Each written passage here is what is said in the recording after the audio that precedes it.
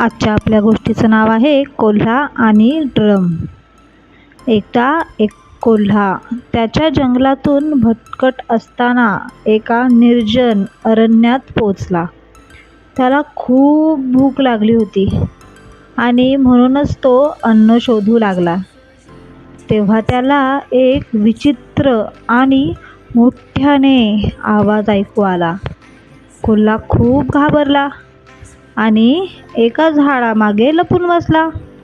पुन्हा थोड्या वेळाने कोल्ह्याला आणखीन जोरात आवाज आला आणि आता मात्र त्याने हे अरण्य सोडून जंगलात परत पळून जाण्याचा निर्णय घेतला.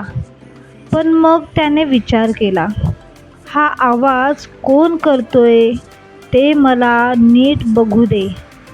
त्याने आजूबाजूला पाहिलं, थोडी शोधाशोध केली. तेव्हा त्याला एका झाडाजवळ असाच एक ड्रम लटकलेला दिसला.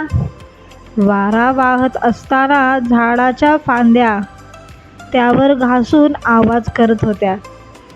त्याची सगळी भीतीच नाहीशी झाली. आता तो निश्चिंत झाला आणि पुन्हा अन्न शोधत राहिला. तर या गोष्टीचं तात्पर्य काय समजायचं मित्रांनो? अडचणींपासून दूर पळण्याऐवजी अडचणींचा सामना करा, जसं की कोल्ह्याने केलं.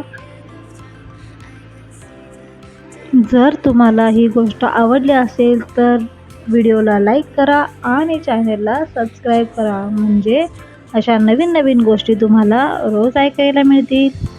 थँक्यू.